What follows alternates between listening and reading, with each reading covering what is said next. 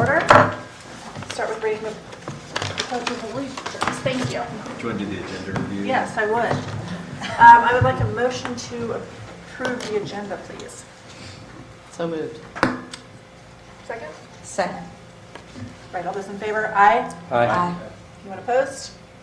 Right, now let's do the Pledge of Allegiance. I pledge Allegiance to the flag of the United States of America and to the republic for which it stands, one nation, under God, indivisible, with liberty and justice for all.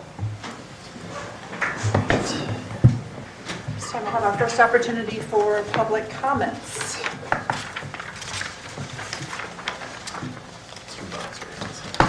Mr. Buck. Dave Buck, 124 South Elm. Before I got started, I met Patrick. I didn't know Patrick. I met him for the first time at the last meeting, introduced ourselves. And I was standing here this evening, and he walks in, and I go, "Hi, Patrick." And he goes, "Hi, Mr. Buck." And it's like, I just got to tell you, that counts huge. That's like huge. So that's a great talent and training. I'll never lose it. But Hi, Mr. Buck. I like the Gibbons naming ceremony. It was awesome, particularly Dr. Gibbons, but Arnold, Keita, John, you all three did a great job in your individual comments. What obviously was decided was the name on the outside of the building. Now they're going to focus on what goes on inside of the building. And I know Howard Fields is going to get a committee together to go through that, just like he did the name, which is great. But I think this is a bigger issue than just at the Gibbons Elementary, because it could conceptually impact the entire district. And here's what I mean. And here's my point of view on it. I think the Gibbons School should be the Gibbons Innovation School. I think that should be an innovation school where this district focuses and pushes out and pioneers new, dramatic, significant, meaningful ways of learning and teaching. And they test them out, and then if they prove out, they can be spread to the rest of the district. 4 reasons for that. One is that the computer school, which was started in 1983, was a national innovation of its time. There was not a school like it in the whole country. Second, and I didn't know this until Dr. Gibbons talked about it at the ceremony, that the Douglas School was, I guess, called the demonstration school, and he said that was the first school of its kind. I think it was a magnet school also in the United States. So you got Gibbons, who has innovation background. You got the computer school building, who's got innovation background. 3, the collaborative effort that John led that started, 3 years ago. It was called the Collaborative. Its original sole goal was to create an innovation school. A freestanding, separate innovation school. Remember this, Amy? It was going to be special. It was going to be a diamond in the district to really push the envelope on innovation and creativity in education. And 4, you all have shown films like Beyond Measure that feature a guy named Sir Ken Robinson, who in my estimation is probably the world's foremost innovative educator. The guy is just tremendous.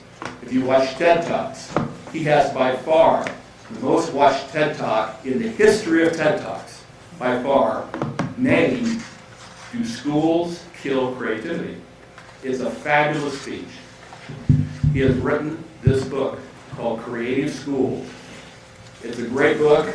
I don't know if you've seen it or if you've read it. I bought it for the board. I'm going to leave it here with Arnold. Okay? This is like a blueprint of what an innovation school could be, what the Gibbons Innovation Elementary School could be. And I just think it would satisfy so many needs around here, so many wants that we've wanted to do for a long time, but we've never pulled the trigger. I think you got an opportunity now in the Gibbons Elementary School.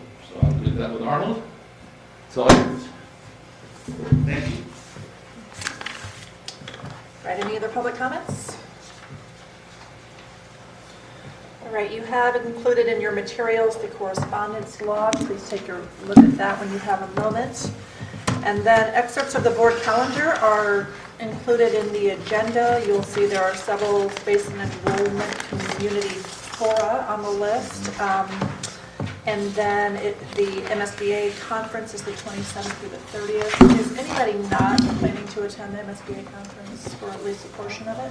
Okay, good. I'm so glad we're all going. It'll be a great opportunity for professional development and also to spend some time just getting to know one another a little bit better. John, anything else you want to point out on the calendar? No, Okay. I don't think so. All right, the next item is the Let's Talk sessions. Some of the feedback we received from the community survey was that at least some people thought it would be helpful if we did these on an occasional weekday evening rather than on a weekend afternoon. So there are some proposed dates in October and November. John, were you thinking, I'm not sure how you picked these dates. Yeah, Were you we thinking were that looking, Okay, go ahead. yeah, what I had Sherry do is I had Sherry look at the district calendar and look at nights that weren't real crowded, and that's where these dates came from. Okay. So I don't know if it's maybe just starting off with one, early on and seeing how it goes and selecting a second, or if you wanted to propose two as well in October, November. Well, How do these line up with, will we have any of these space meetings still going on Well, at this point? We, there won't be any more community forums, but I'm going to talk a little bit later that Bruce and I. Oh, I'm sorry, it's listed just above here. I should pay more attention, sorry. Yeah, it's okay. No, she made sure all that was taken care of, and then anything that we schedule a priority moving forward, we'll make sure to work around whatever you guys pick.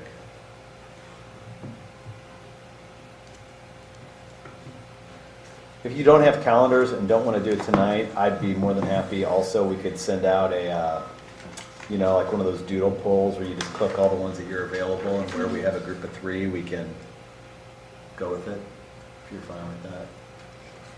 anybody have thoughts on these dates right now, or do you want to? Anybody want to rules? Well, I guess it doesn't really matter if one of us rules something out because others might be available. Right. So, yeah. I'm just wondering, does anybody have a sense, and so from other meetings we've had, any particular the nights of the week that tend to work better? I would suggest that you don't have any Fridays down, which obviously is good. I think Friday's a terrible day. Do you have any sense as to whether the beginning, the end, middle of the week tends to work better? I don't recall that being specified in the survey answers. No. I'm just thinking in terms of prior meetings that Yeah. we've had, where we've had them open to members of the public, let's say. My gut would be a Tuesday, Wednesday, staying away from the edges, but that's just my gut based on Yeah. It would kind of a nice one. committee meetings. I know Clark has PTO Mondays. I don't know about the other school. Givens does. Mondays also, so maybe not Mondays. So that would be a good thing, actually, if we can also, with this list, if we can make sure it doesn't clash with any PTO meetings. For me, it would depend on time, and I'm assuming most people are wanting 6-ish for when they get home from work and that Yeah. kind of thing. So for me, I'm free on a couple of these days, but it would depend on time. Okay. What do you think about like 6 to 8? Like a 6 to 8, you said? Yeah, because I think for people, one of the comments was that we should be more accommodating to people who work. So 6 seems like a considerate time. And then going to And I don't late think, for people I don't who- think 8 is, I don't think any longer than 8 is I- necessary. that That's makes too sense. late, yeah. For me, you don't want to talk to me after 8 o'clock. Crap. So yeah, I think a doodle poll would be a great idea. I can do that. Okay, I'll get that out tomorrow morning and just click on it, and I'll just work with Amy and David and pick some dates. Yeah, and let's do, if we can do both October and November, Okay. great. And if we don't have enough Okay. availability in November, we can go back to November. And do you have a location? We don't have a location, thank you, your house. We do not have a location. I recommend someplace with food, so that people can eat if we haven't had dinner. Anybody want to propose a location? We've done Lucky's, we've done Breadco. I think that's it. We've done Starbucks. Oh, right, Starbucks. Is Einstein's open that way? No.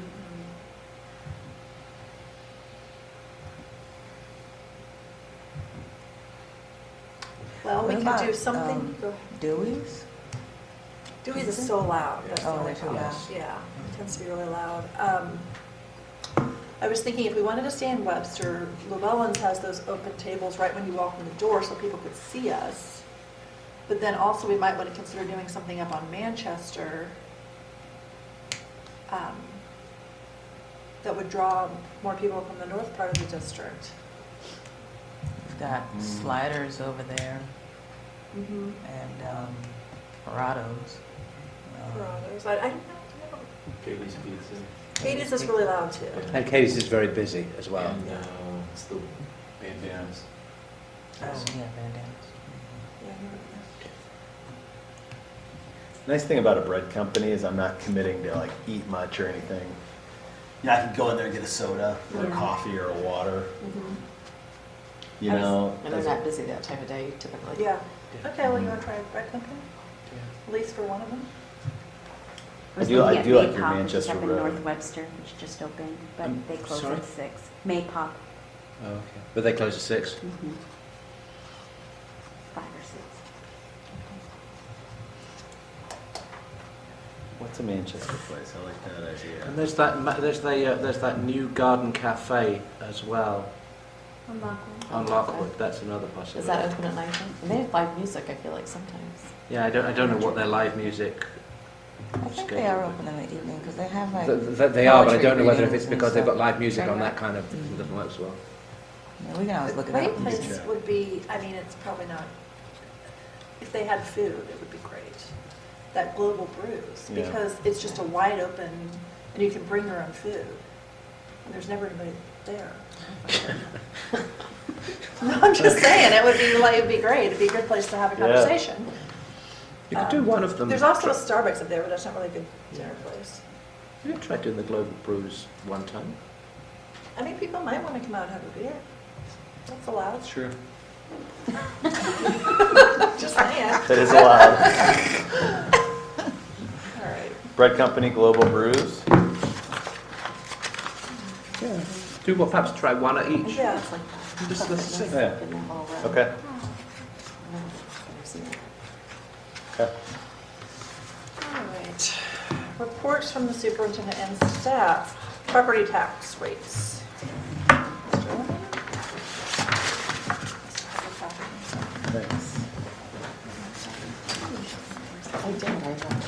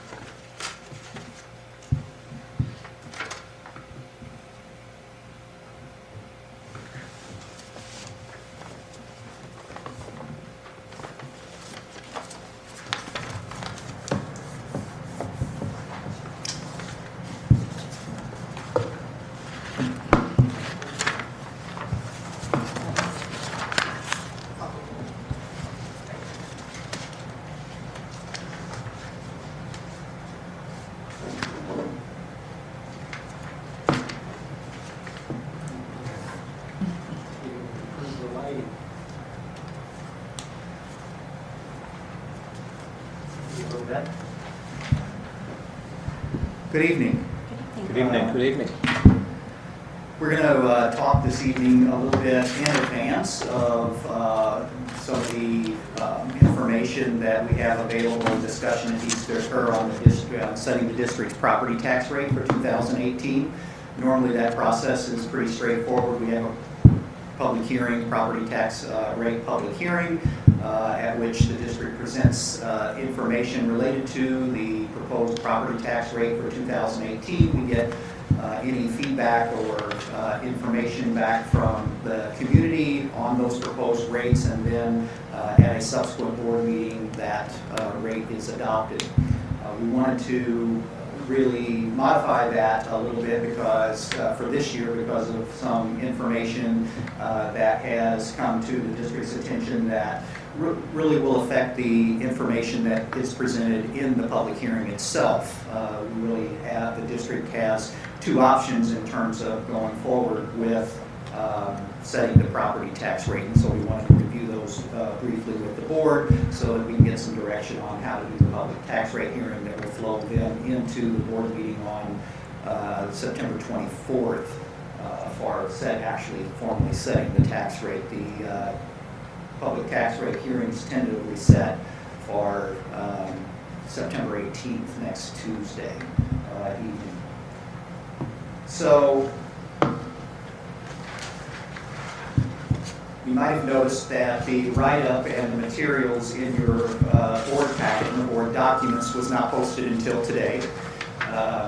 We were still in the process of synthesizing that information and trying to compile it in a way that made sense into a report to share with the board and with the community. So if you had a chance to read that, I would look for a show of hands of who actually understood all that. It's very complicated, unfortunately. Like I said, the normal tax rate calculation process is pretty simple and straightforward. Normally, the rate for each property categories is adjusted each year, starts with the prior year's tax rate, and then is adjusted either upward or downward depending on whether it's a reassessment year and property values increase. Then if that increase is over a certain threshold, the tax rate has to be rolled back in proportion to that excess increase over the threshold for each category. Then in subsequent year, if the assessed valuation declines, the district can likewise roll back up the tax rate so that it keeps the net amount of revenue that the district collects from property taxes relatively stable regardless of how the assessed valuation fluctuates up and down. There's also another factor in it that's related to state assessed utility receipts, but that's a fairly minor factor in the calculation. But because there's an estimate that's built into it each year, when you set the tax rate the following year, you have to make an adjustment for how close your estimate was the previous year to what the actual receipts were in that category. It's always off a few $1,000s, so we have to make a slight adjustment that way too. Unfortunately, even though it's elegantly simple in its basic design, it becomes more complicated when we humans endeavor to refine it. And so there are some wrinkles that enter into the calculation picture that are created related to voter-approved tax rate increases. Sometimes these are tax rate increases that have happened in the past, and sometimes they might be tax rate increases that could potentially happen in the future that has an impact on the rate setting process. Another wrinkle is when the school districts, at least in St. Louis County, I think St. Charles County, a lot of the first-class counties, switched from having a single rate that applied to all property categories, and those categories are residential property, agricultural property, commercial property, and personal property. Years ago, there was one single rate for all property classifications, so there was just one calculation. And the rate was the same for each category, but those for first-class counties were broken into multi-rates, so there's a separate rate for residential property, agricultural property, commercial property, and personal property now. And then also there's the voluntary tax rate rollbacks that also is a consideration, particularly if those voluntary rate rollbacks occur in even-numbered years, which are the non-reassessment years. So as you may recall, back in 2016, when the district converted to state funding for full-day kindergarten, we took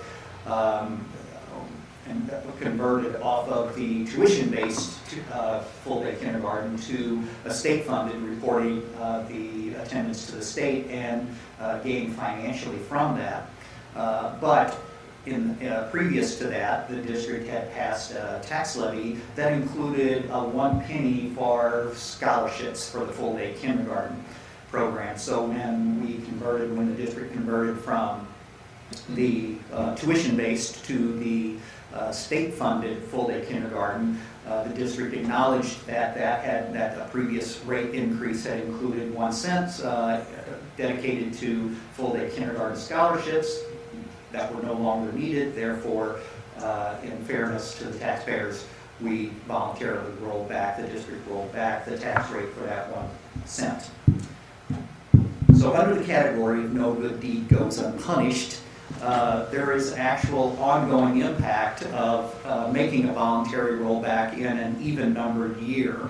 And that is not necessarily in that year by itself, and it wouldn't necessarily be a factor if the assessed valuation didn't fluctuate thereafter. In particular, the fluctuations caused by state tax commission decisions that happen after tax rates are set in a particular year.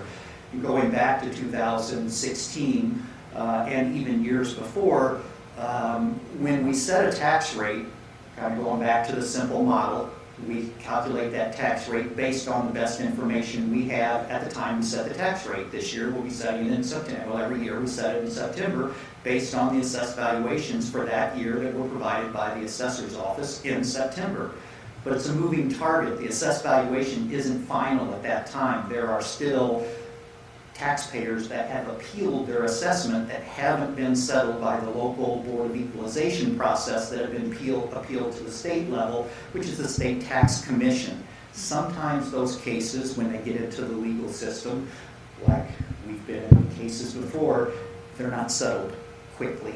And sometimes it can take 10 years to settle a tax case. So what that means is the information that we used 10 years ago in some cases for the assessed valuation to set our tax rate retroactively gets changed, and we could have, depending on whether it was a reassessment year and what else was going on in that year, we could have had an increase in assessed valuation that we could have appeared to have an increase in assessed valuation that year, in the year in question, and therefore rolled back our district tax rate, that in actuality, ultimately, some of it got reduced, and that increase in assessed valuation may not have been as much as what we had anticipated, was what we had based the calculation on at the time.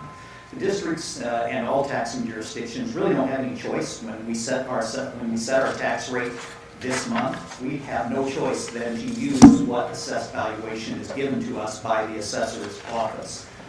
So that's not even an option here. What is an option is, in the future, as we calculate future year tax rates, do we look back to previous years and determine if there's been adjustments to those previous tax years that have reduced assessed valuation, and therefore were found increases that the district may have rolled back its tax rate too much for, and therefore the ability is available to go back, recalculate those tax rates based on the adjustments that have been made by the State Tax Commission, and then roll that forward. So if the State Tax Commission adjusts a value of a tax case for the year 2011, you can go back to 2011's tax rate calculations, incorporate that reduction in value into the calculation, get what the tax rate should have been in 2011 if we'd had the best information at that time, and then roll that calculation forward to a 2012, because 2012's starting point was 2011's rate. Recalculate 2012, recalculate 13, 14, and just roll that forward.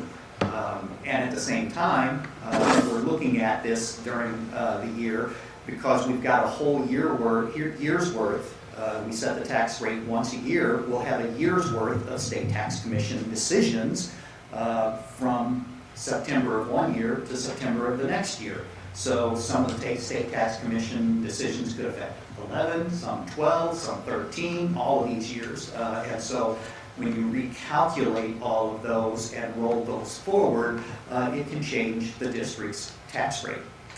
So Bruce, but if they haven't been settled, then you're forced to still use the rate that was assessed that is currently under appeal. That's correct. Okay, all right, thank you. Yes.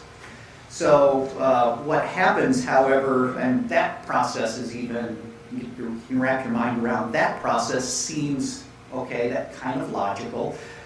The complication then comes in when a district does a voluntary tax rate during this past period in question, which we did in 2016. And what that does then is it creates a collar for the tax rate. Essentially, it reduces the ceiling for that year, that even if you go back before that year, so we're talking about 2016 where we voluntarily rolled it back a penny for the full-day kindergarten issue, that any year previous to 2016 that there's a state tax commission decision on that reduces the assessed valuation, that we could increase the 2011, 2012 rate for, that's fine until it rolls forward to 2016 and we do the 2016 calculation. The 2016 rate cannot exceed what the voluntarily reduced rate was for 2016. In other words, 2016 is not adjustable for changes in 2016 or years prior. And then that limitation serves to partially limit even recoveries from reductions by the State Tax Commission after 2016, partially reduces that.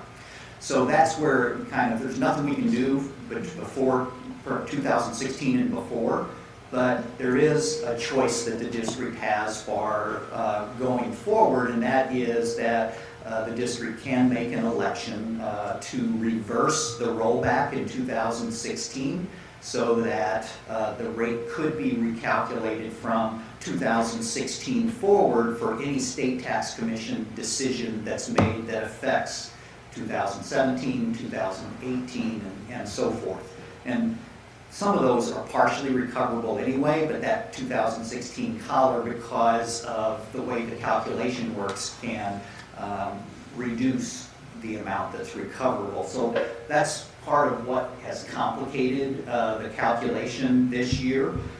There's also further complication in that as the State Tax Commission makes its decisions, you have 3 years to act on the information or it becomes permanent. So the decisions that the State Tax Commission makes this year, we have 3 years to incorporate it into a recoupment calculation or the opportunity is gone. So as we look at that going forward, I thought it might be helpful to illustrate it graphically instead of just speaking to it or writing it in words. What we're looking at in this graph here is the lower line there, which is the blue line, is the voluntarily reduced rate. This is the rate as we set them originally, and then as it was voluntarily reduced and going forward. And you can see if you scan toward the bottom, starts at 2011. We have to start there because there was a voter-approved tax increase in 2010. And even though we had some state tax commission decisions that actually, this year, that actually went back to 2007 and 2008, we can't look back past where the last voter-approved tax increase was, 2010. So we start at 2011, do that calculation forward, and that lower blue line is where the tax rate has been those years and where it would be in 2018, that last year, the furthest right, as you look at it, where it would be in 2018 if we do nothing and just continue the calculation the way we've done it. The next line, that line that gets incrementally higher starting in 2016, is if the board would take action to reverse the rollback in 2016. And then that upper line is where our tax rate would have been if we had not done a voluntary rollback whatsoever. Then there wouldn't have been this collar created here in 2015, 2016 here. This wouldn't have created the that threshold that we have to live within. So that's just illustrating kind of the opportunity, the lost opportunity that was out there that was created by the 1 cent voluntary rollback in an even numbered year. If that voluntary rollback had been in an odd numbered year, it doesn't have any ongoing implications for it. So as we look at that and we look at what the actual tax rates would be by category, you can see what they were. I put them for reference purposes in 2017, residential, commercial, personal property, and then what the 2018 tax rate would be without a tax rate reversal if we just set it the way we've always set it, $4.7982 for residential, $4.9331 for commercial, and $5.90 for personal property.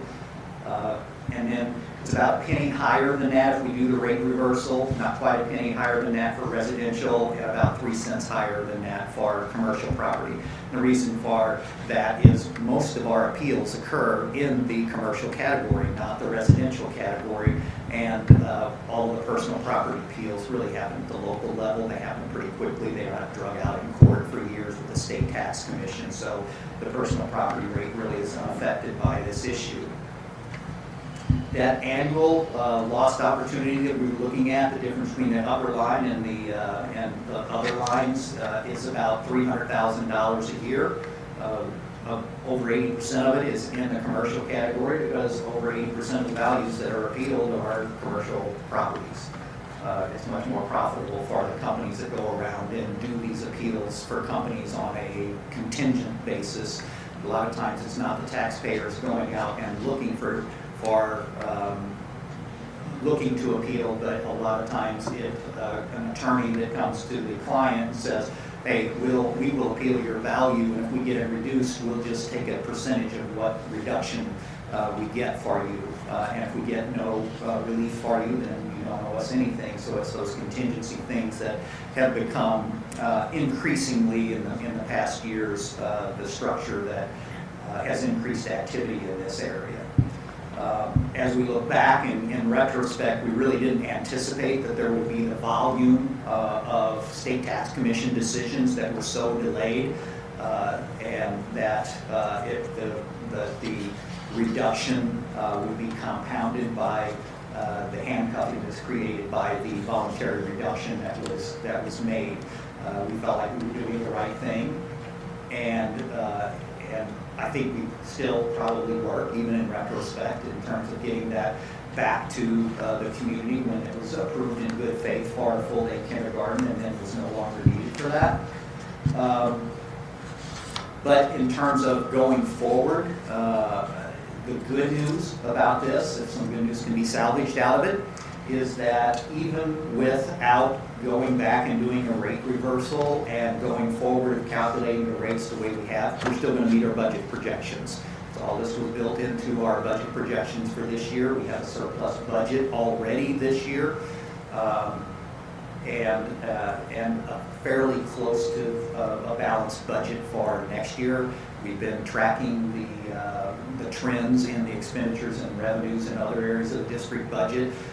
When we bring budget adjustments forward in December, they will be, at this point, unless some new information comes up between now and then, they'll be a net favorable, probably significant enough of a net favorable that it will balance the budget in year 2 of our 3-year projection.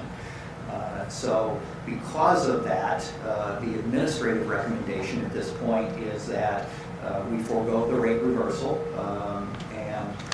but in future years that we be more deliberate and considerate about any future voluntary tax rate reductions, particularly in even-numbered years, and that we adopt an annual tax rate, the district adopt an annual tax rate revision process based on each year's state tax commission settlements as available, as those numbers are available, and as the opportunity is available to take a look back at those and then present those to the board for consideration going forward. As you can see, although there's nothing to get from 2016 and before, there's starting to be some available here. You see that where the difference between these two lines is starting to grow. So, you know, as we get further down the road and as there's more state tax commissions relating to 2017, 18, 19, that difference could get to be significant enough that we would want to consider it. Of course, this all gets reset and the district's tax rate gets reset whenever there's a voter-approved increase. So if in 2021 the district put an issue on the ballot for a tax rate, then all of that comes back into alignment and kind of starts from baseline zero again. But at this point, we wanted to at least make you aware of that and aware of the administrative recommendation so that we can proceed accordingly with for the tax rate hearing.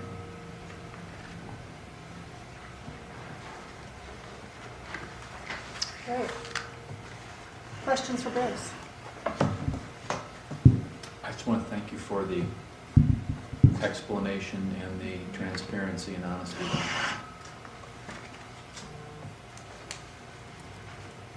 I think that what you're saying makes good sense. I think that the fact that we've had we've managed to sort of to meet budget over these years, it would seem to me, I don't think it would be sort of, you know, the most astute thing to go back and sort of try to get more taxes for years when we are in, you know, when we have managed to balance our budget. But then in terms of sort of managing our budget and trying to go as long as we can without having to go and increase our taxes, I think the idea that we collect everything that we are due and entitled to makes good sense to me.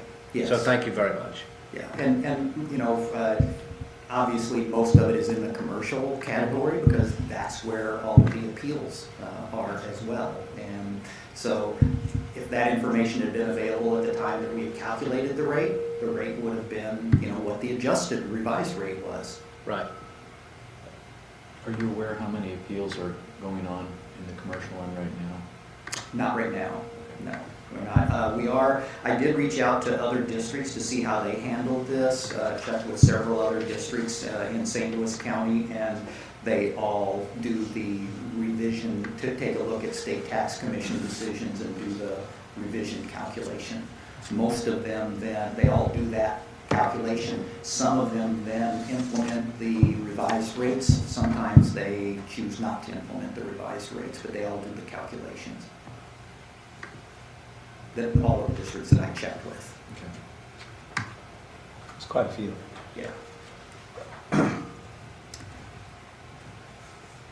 right. Yeah. No formal motion needed, just needed to get a feel for what the board was on that.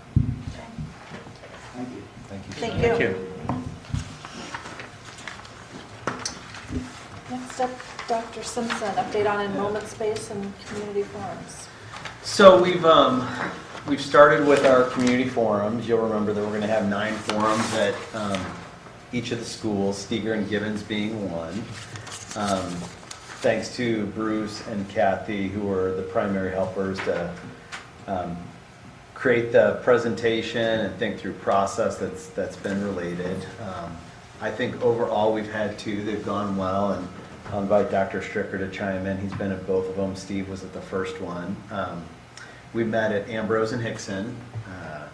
People were very complimentary of the process and the opportunity. Some have taken to social media to say so.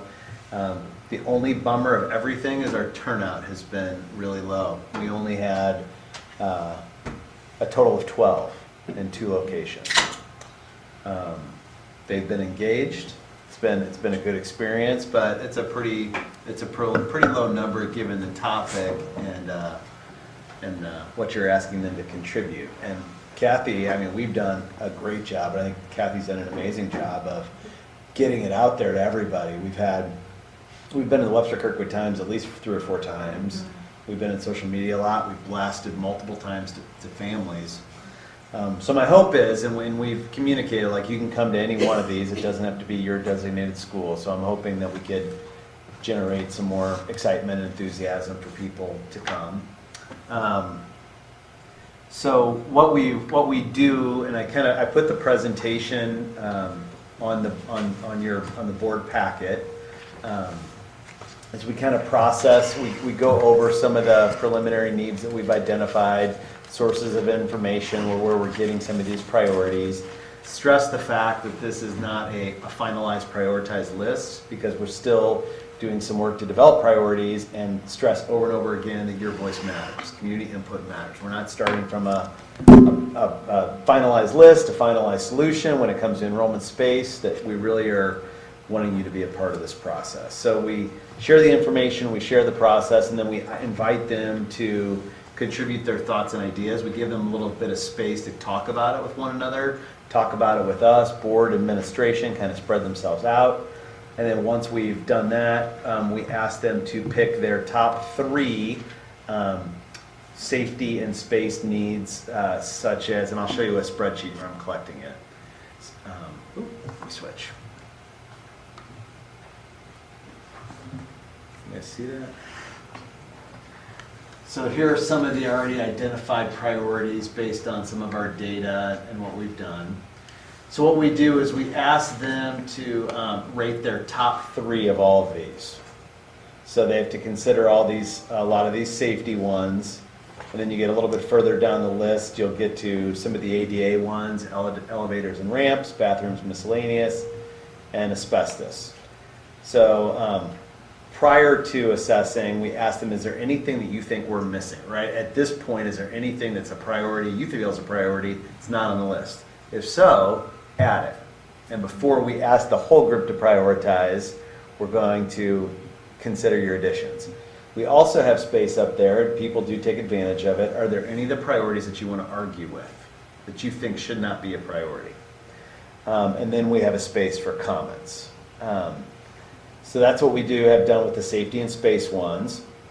Then we have asked them, just for our own information, we felt it's valuable, should the addition of modulars be a solution that we look to continue? Similarly, should we be looking to get rid of the modulars? Or do you see that as a viable solution? So we just ask them yes or no. And we've kind of calculated that this top line is Ambrose. Then lastly, what we do is we ask them, okay, we have not gone through a process where we've problem solved what we're going to do to solve enrollment space. Here's a sample of things that other district communities have done, or a combination of, to solve enrollment space issues. Look at enrollment policies, grade level configuration, which is moving like 5th grade to 6th, elementary attendance zones, boundary lines, and the such. Kind of define those for people. Again, ask them to add or argue as they see fit, and then we ask them to prioritize. Pick your top 2 things at this point that you think we should consider when we're going through this work, as far as options or solutions. And then also note on that sheet, what are things we should absolutely you get one choice, what's something we should absolutely stay away from when we're doing this work. And again, so what we're doing is, this is the Ambrose list.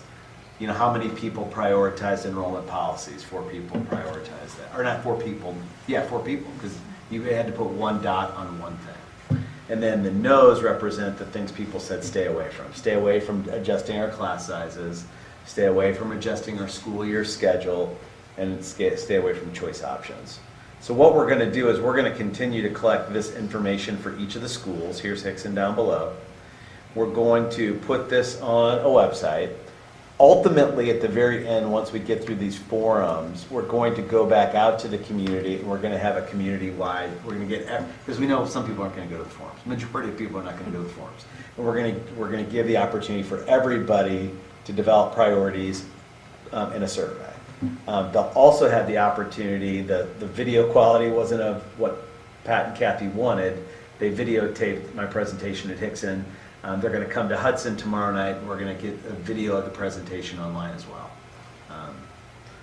The website, just so you can see, is we've started a website, and the consultant who's coming in next week will also give us consultation, where it's kind of going to be like a one-stop shop where you can see where the forums are, and it's still not fully developed. Also, you can go to the studies and documents, so the things that we're referencing and talking about, like the enrollment projections, the actual report, all this data and information is online. We also put it in made an icon on the district app. And so we'll look to communicate that with everybody. So I tell people, like, certainly we want, the community's voice is essential in helping us arrive at solutions, decisions. Can't guarantee, we're not gonna make everybody happy, but we wanna make sure everybody's happy, with the Only 12 process. people, you can make them all happy. Right, possibly so. David, and then Arnold, if you want to chime in. Have you thought about doing just an online session? So we've done online sessions for other things before. Have you thought about trying to do one of those? No, we could. And I'm conscious you've already got a bunch of meetings, Yeah. and I'm not looking to go and add meetings to you, but if they're not... I seem to remember that, admittedly it was related to sort of tax increases and things like that, but I seem to remember that the Q&A that we did under your predecessor, that seemed to attract at least some level of involvement. We can. The numbers weren't that great, but it's certainly, we've got the presentation. It would not be difficult to do, so we can talk about that.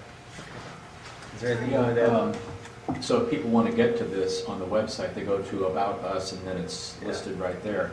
But I just want to encourage the community to come out to these. The people that have come out have really had an enjoyable time. Yeah. Meetings can be enjoyable like that. But I think they did feel that they were heard. I think they felt that they had some input. They did give some alternatives.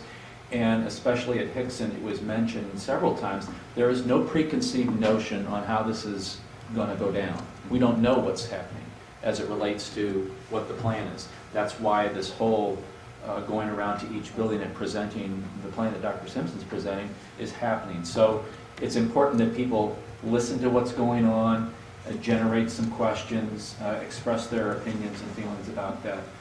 So I would really highly encourage maybe talking to the PTOs when they meet prior to that time. That might be another way to get some more people. Yeah, it's a good idea. Piggybacking on that, is there any reason we couldn't put out, I know you've been doing a lot of communication already, but put out a blast on Facebook or wherever that says, attention, your feedback is needed. We've had meaningful participation, but the numbers have been extremely low. And if, we want to hear from you, just like letting people know that the participation has not been good so far. Because Sure. then they might go, well, I don't want to miss my chance. Yeah, Just a suggestion. yeah. I mean, We can definitely do that. It's a good idea. Kitty. And could we maybe have the presentation at our talks? Or I mean, like, at least maybe on paper, just something that we can hand, just another form of, you might get a different crowd at the talks. Yeah, sure. I've also been going around to the schools too and doing a little bit of a modified version with the schools, which has been, again, well received, and people have liked it. I've invited them to come to the forums at the schools as well if they would like. Are you saying teachers? Yeah, Staff? yeah, teachers and staff. So that's been good. Related, cooperative strategies, we've been in connection with them. Have uploaded what I feel right now is, I spend a significant amount of time on uploading as much data and information as I possibly can into a Dropbox that they've created, including things like not just our numbers, but our policies. I've included communication, stuff about the forums, board reports, anything that I can into their Dropbox for them to begin analyzing things. Maps that show our district maps, anything I can think of. Next Tuesday, Scott Leopold, who's the project manager, is going to come in and meet with a few of us, as he says, to hear what the story of the district is, as well as discuss the process and plan and really start to harden some of those details. as well as talk about what's other data and information that we might want to collect. So I'm looking forward to that and getting going, moving forward. Thank you very much. Yeah. I realize you're putting a lot of time and effort into this. Yeah. I do appreciate it. Yeah, thanks. All right, next up we have board goals and superintendent goals. These are, as you may recall, at previous meetings, we've talked about what we want our board's goals to be for the year, as well as what John's should be, so that we are both hopefully on the same page, and we know we have some measures against which to evaluate John come March. And he has taken what we discussed at previous, I believe it was you, right? Mhm. What we discussed at previous meetings and put together a synopsis of what we have identified as our board and superintendent goals. So you all should have received that in your packet, starting with board goals. Does anybody have any feedback, revisions, suggestions? No, I never said that. How did it get on the list? Anything like that? I thought it looked pretty good, consistent with what I remember. I agree. I had a couple of wordsmithing things, but they were, again, you can wordsmith things till the cows come home. So it's not the essential thing. Just wanted to make sure we were focusing on,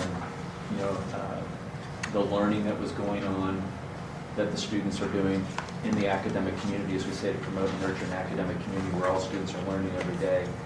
And I added a goal that we would periodically review the academic progress of all district students to improve the overall learning community, as Dr. Denbo provides those reports to us. So it's just that we're in touch with what's going on. We're not separated from the focus of academic learning. So you're proposing adding what? Can you say that again, please? Periodically reviewing the academic progress of all district students to improve the overall learning community. So that sounds to me like we're reviewing student data, which I don't think is important. No, it's because when Dr. Denbo gives those reports on the student data, she tells us exactly kind of where we are and where we should be and what things are going on. That's how I kind of view this. That it's a snapshot and overall, hey, this is where we are. Our attendance, kind of like the end of the year, we get our end of the year report, but we have gotten some periodically throughout the year. And that's kind of what I'm looking at there. Reviewing these others as well. Dr. Stricker, do you want me to put that up so people can? Yeah, that's fine. Is that? I'm a visual person, so I just.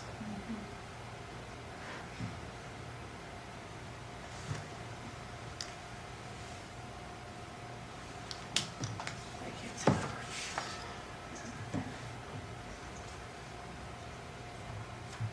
Okay, my take is that reads like we're reviewing the academic progress of all students, and I think I know what you're getting at. Yeah. Maybe monitoring, Monitoring would be fine.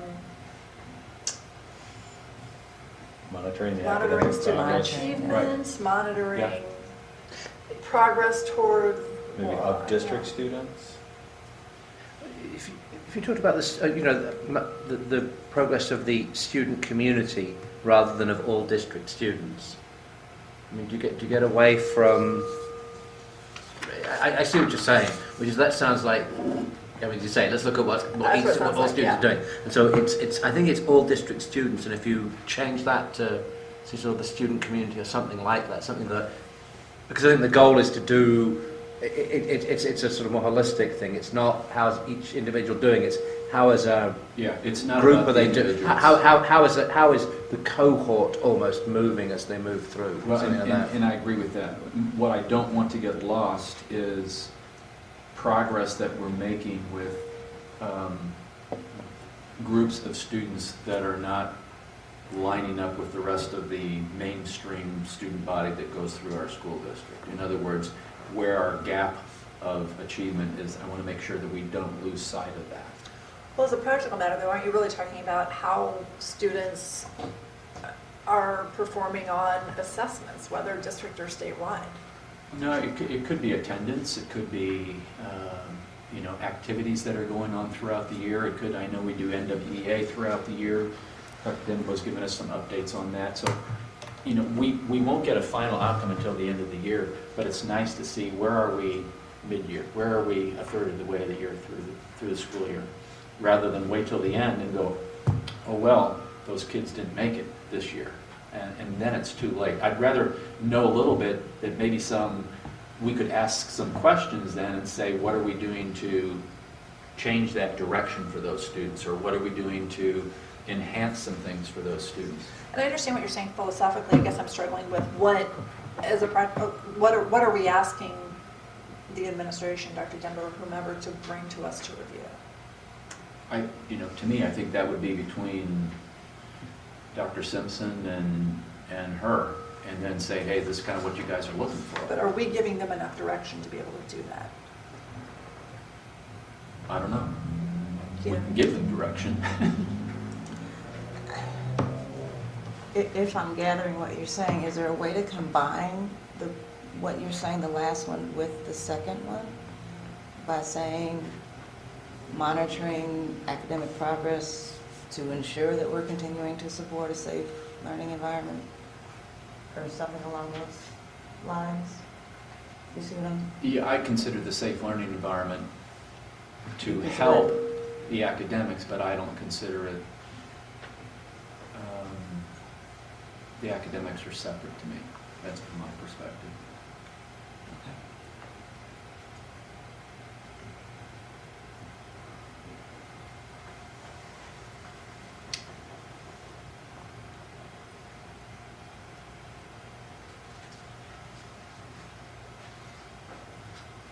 Other thoughts? I just wouldn't want to see us get to a point where we're asking for academic progress in terms of testing our kids even more, or outside of what we're I don't want doing them right now. tested anymore. We're already tested Right, enough. yeah. What are the results, though? I want to know, where are they at? We're doing these things. What are we getting? Yeah, and I feel like, okay, so our main overarching goal here is to promote and nurture academic community where all students are learning every day. So again, these are goals. Right. So what you're asking for, to me, is more informational. You're saying, I would like this information. I'm not sure that's a goal. And I have no problem with you asking for that information and it being provided to you or the entire board, assuming we can clarify what exactly it is we want to see. Yeah, and maybe it is philosophical, because I look at all these goals and I see they all address, in some degree or another, things that we do to ensure that students in this community are learning every day, except the one that I added. Like, we do make decisions regarding facilities and space. We do revise the district strategic plan. We engage in professional learning. We support safe learning environments. We ensure and employ, develop, support high-quality staff. We ensure efficient operations fiscally. We encourage meaningful and supportive communication, but there's nothing specifically related to the academic progress of the students in the school district.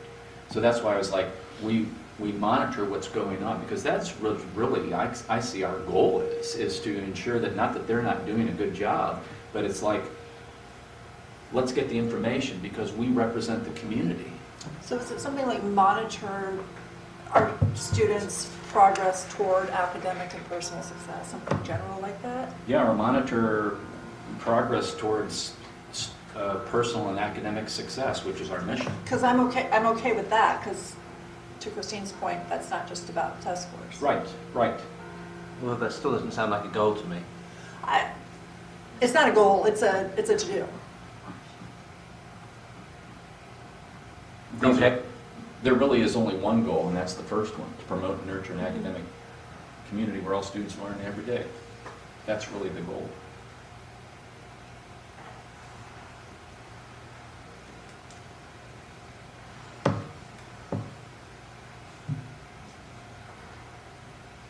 And then each of these are supporting how that goal is. Correct. How you're getting to that goal. So I'm wordsmithing, but in which case, it's not about periodically reviewing it, it's about utilizing the data. It's about getting the information so we know what's happening. Not Like, wait just till the like we end. got a report tonight from Bruce, Mm-hmm. okay? We would just get the same thing, an academic report, just like we get a personnel report. Okay. Which we do. I mean, I guess that's partly what I'm struggling with is we do get this information. I understand that, but You I want want it- it, I want it in black and white. Because it's not essentially as much for us as it is the community knows we're doing that.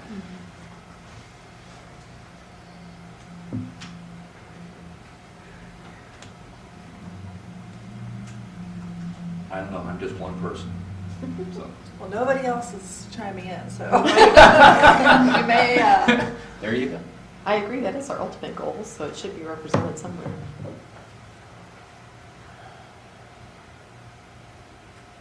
okay. It's a way to achieve that ultimate goal, which is listed at top. Right. Right. So what, so I read the language you proposed not the way you intended. So what's an alternative way that we could phrase this? Let's say monitor the personal and academic success of District the students? student community. District students? District students. Because see, that can be how many people are going out for the chess club, or, you know, like, wow, we have all these people, we need more sponsors. This is what this is accomplishing.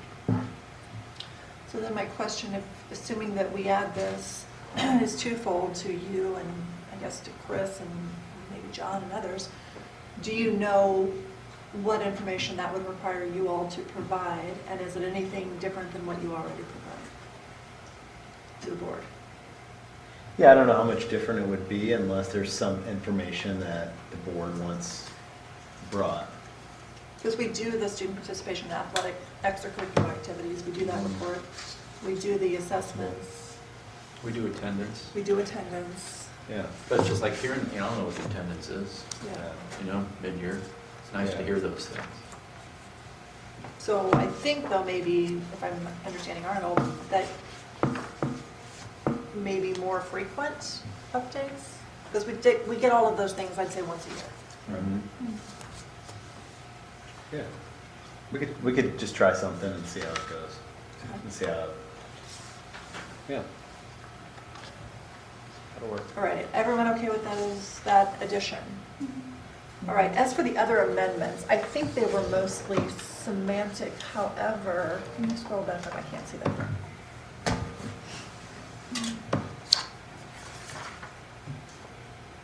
The first bullet, to me, the substantive change there is that we're not necessarily going to adhere to the recommendations of district committees. We're going to use them to assist us in making decisions, which I think is what we probably do anyway. It just makes that more clear. Does anybody I disagree agree. with that? Okay. So is that saying we're going with the changes there? Yeah, I'm assuming we're going with these changes unless somebody tells me otherwise. I'm fine. The second one I think is just semantic. Next one the same.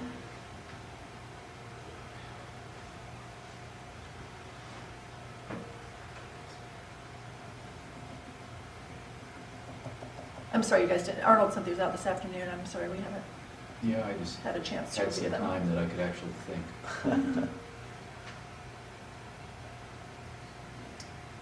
I think the rest of them are pretty much just wording differences unless somebody else feels otherwise. Everybody okay with that? Yeah. Okay, thank you, Dr. Stricker, for those suggestions. All right, superintendent goals. Kind of the same thing as we talked about with the other ones.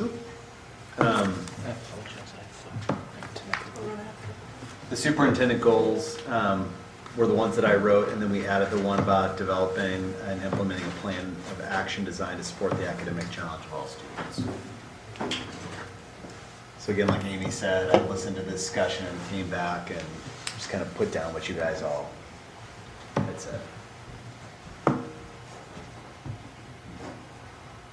So unless there's proposed changes, those are the ones that we'll go with. Yeah, Yes. my suggestion on the third bullet is the plan is really important.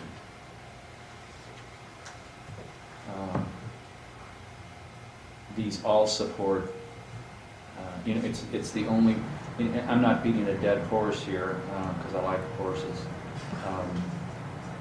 But academics is why we're here. That's why the school district exists. And all of these factors are important. But I would say, I'm just adding this, that supporting and challenging current administrators and hiring outstanding new ones is needed for what reason? Obviously, I think we know the reason, but it would be nice to have the reasons listed there. Like because they will provide excellent leadership for learning, or something, just a little bit more elaboration.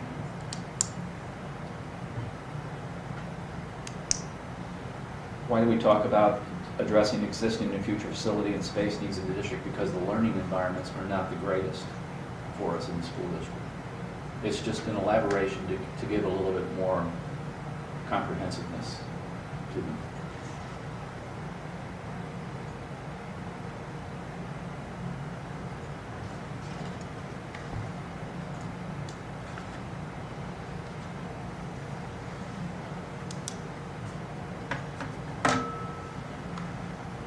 Why do we talk about anti-racism and anti-bias? Because it helps the learning environment be more effective, so students feel that they can learn with the freedom to express their ideas. Those are my suggestions, things like that.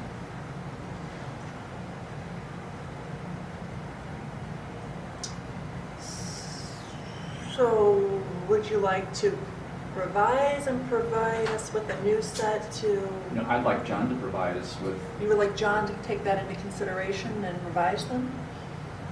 Do you feel like you, again, I'm one on the board. I think it's just a matter of to what, some of these can have long, long narratives behind it as far as a rationale. So I think it's having like the example you gave, like a small synopsis, a short synopsis wouldn't be, I want to make sure I give you what you want, unless you really want me to dedicate a significant amount of time to it. I would, this is a suggestion, just give us what you think you should provide to clarify that. Because I know when you're communicating something to somebody in the community, it's not 12 or 10 words, you elaborate, but it's condensing that, so it's like an elevator. And they can't be long because you have to be able to repeat them, and people have to be able to understand. so my perspective is I understand what these goals are intended to accomplish, and I think that the reasons are implicit. So I don't personally feel like I need additional elaboration. And I agree with you. I think they're implicit for those people who understand education, but for the people out in the community who may be looking at the goals going, well, what does that mean? How does that relate to something? That was my question. Who are you intending him to elaborate it Yeah. for? For community people that are reading it? Well, I think the community they are our clients, they're the patrons, and so we represent them. I think it gives clarification, though, also to the whole rank and file up and down. I don't see a lot of like educational jargon or acronyms or anything here. I feel like it's I'm not pretty looking for that. straightforward. No, I know you aren't, but I feel like it's understandable to the average person.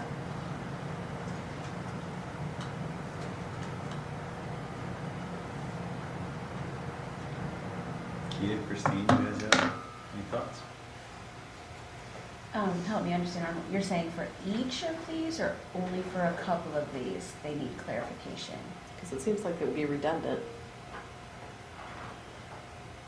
I think it's, to me, it's, why do we want to challenge current administrators? I understand why we want to hire outstanding ones, but what's the point in doing that? That, Because we did talk about And I think Kathy talked about, we wanted to give validation for the things that what was that point in the communication survey? Valid points about why we do what we do. Why we do what we do. Like, we know why we do what we do. I hope. Is it possible that in the same way our goals were written with that initial statement, could you encapsulate why these things are important? To me, it's his goals.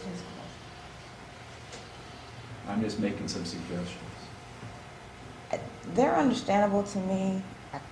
I kind of get the point of what are you challenging the administrators to do? That might be the very first one, might be the only one that I would kind of say, well, what's he challenging them to do? You know what I mean? So the rest are pretty self-explanatory to me. That one is as well, but that one I can see where it would be a little bit vague.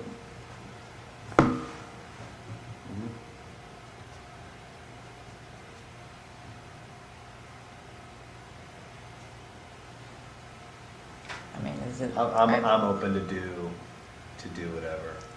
And I mean, obviously these should be your words, but are we supporting administrators to challenge this? You know what I'm saying? Like, I don't know if it's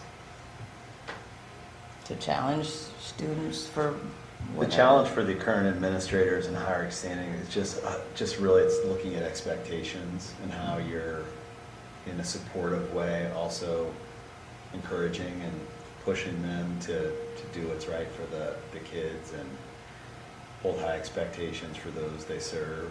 So that's it's really just the main crux of it is high expectations.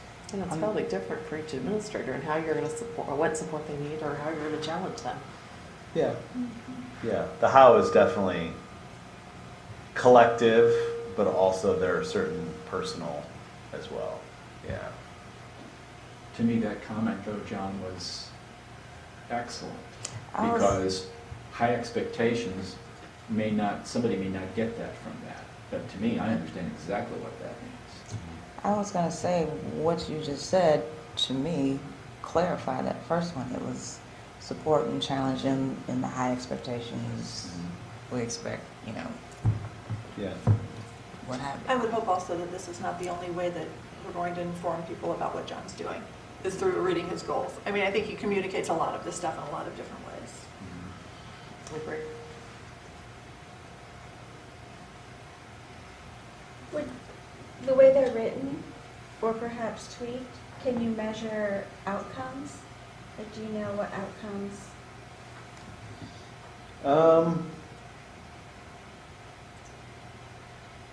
Well, I mean, some of them, yes. I mean, as far as the challenge for administrators, you know, that's just like a regular thing. But certainly as we work with them to develop their goals, and, you know, these folks can attest, we talk about just ways to, you know, improve and make their departments better, and same thing with schools. You know, I wouldn't want to provide anybody with a checklist of these people did this, but certainly that's a part of the evaluation process that we go through. You know, the goal you all had discussed about the plan of action designed to the academic challenge. The conversation last time was the development of the plan, and I had mentioned also going to survey students, although it's hard to help kids understand what challenge really is, you know, and to evaluate am I being challenged or not. It's easy for me to see when I go into a classroom or talk to students whether they're being challenged or not. But that was one of the things I committed to. Develop and propose recommendations to is space needs. Well, that's a board report. Strategic plan, that's a board report. So I think they're all of, you know, again, the commitment to anti-bias and anti-racist, that's kind of like the top one. That's, you know, not so we have a lot of actions that are behind it, but that's kind of an all-encompassing cultural type. Everything I speak, everything I do, how is it demonstrating that? And because you all were not on the board when we did John's evaluation last year, you don't know that what we will see is examples of how he demonstrated progress toward that particular goal. And it would be nice too, to have some of those, what I'm gonna call objectives listed under, or some metrics that you're gonna use. Because like you did give us, that was very helpful, but ahead of time, so we know that you're working on this, or those are things that how you're trying to accomplish any of these things, like the commitment to anti-bias and anti-racism throughout the district. You know, what are some of those things that you're doing? So if somebody asks us, we can say, oh, well, he's doing these things. It helps me to be more informed, personally. Helps me to be a better board member.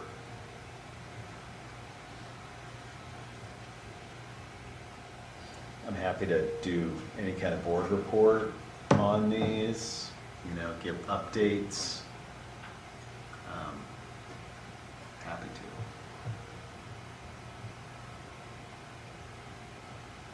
I could certainly include some of those objectives underneath. Are those information? To me, yeah, I don't know if I'm just being crazy or not, but you know, there's goals, there's objectives, and there's ways you're going to measure it, and that's what you give to your supervisor. So what I'm hearing is that with the exception of the Kita's suggestion, most of us are comfortable with the goals as written. Arnold perhaps would like some additional information. Can we agree on the goals as written, but then perhaps provide, you work with John to get whatever additional information it is that you need? Yeah, that's fine, but to me it's, you know, I can sit down and talk to him about that, but it's not, to me it's not about that, it's about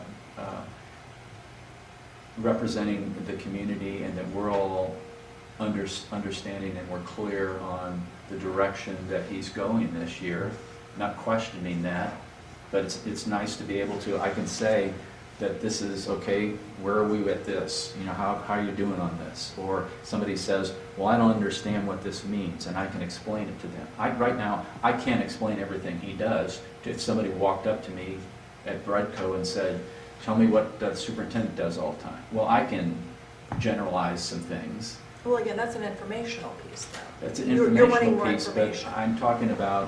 I'm just talking about basic goals and objectives, just as any teacher would do in the classroom with a lesson. Any principal would do with their teachers, and goals, what things they want to do, how do they want to improve. Anything an assistant superintendent would do with any principal, anything a superintendent would do with any assistant superintendent. Really, anything a board would do with a superintendent. I think it just, anything a teacher does with their students.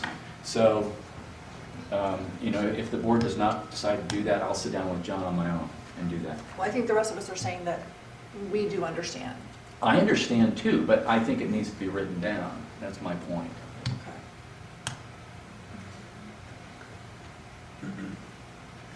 All right, well, I think the consensus is that the goals that you developed after hearing from us on a number of occasions are appropriate to proceed for the remainder of the year. I certainly agree with Arnold that, you know, ongoing updates so that we can monitor progress on an ongoing basis as opposed to just at the end of the year would be helpful.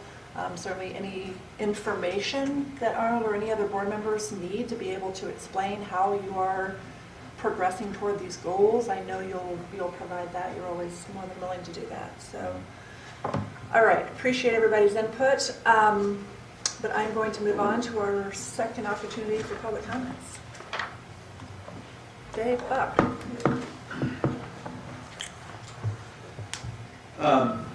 When I was 13 years old, a family friend was wounded, wasn't critically, but wounded bad, at America's kind of first true mass school shooting, University of Texas. Everybody knows the story. Charles Whitman climbed up the tower and killed 17 people, wounded 31, and wounded one of our family's really good friends. So this is it's a keenish issue with me, and I won't apologize for it. And unfortunately, in the times we live in, school safety may be the single most important issue right now of any school in terms of keeping our kids and teachers and administration safe in our schools.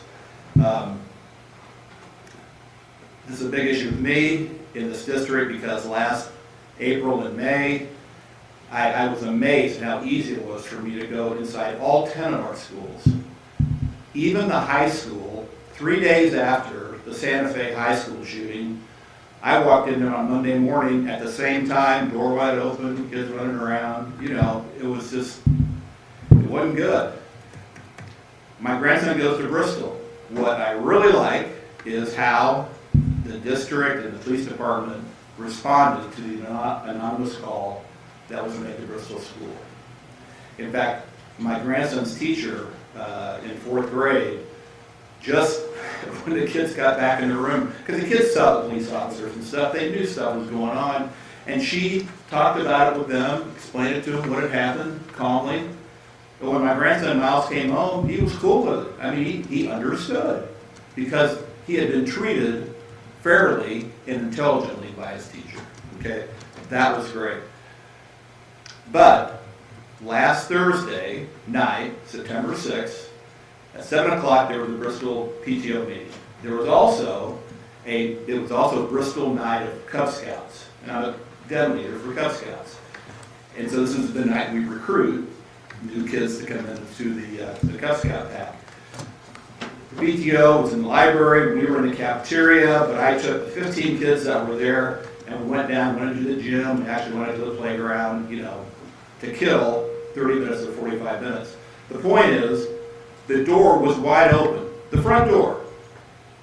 There was no security officer, there was no principal. I know Sente had a kid, but there was nobody else there. You know, everybody went down in the basement. We had 15 kids. Every door at the school was wide open. No school was locked. It was like, what are we doing? I'm actually getting a little scared because it's so easy for somebody to come in that school and do some damage. And it's like, we have to get better at this. And I know we're doing these forums and stuff, but let's face it, residents are not experts in the area of school safety. There are a lot of schools around the country that are doing some really cool things in the area of school safety that we can learn from. But the point is, we need to do it now. We're making mistakes in safety and security now that are not rocket science, it's not brain surgery. We can fix these problems short term now and figure out longer term what to do. But we can't leave our schools wide open like that. We just can't. Not today. 10 years ago, yeah. Today, we can't. So, we can do better. We need to do better. Other comments? All right, I'll entertain a motion to approve the consent agenda. Motion to approve the consent agenda 7.02, 7.03, 7.04, 7.05, 7.06. Thank you. Give a second. Second. Thank you. All those in favor? Aye. Aye. Anyone opposed? All right, thank you. I'll take a motion to adjourn. So moved. Second. All those in favor? Aye. Anyone opposed? All right, thank you all. Thanks for coming out.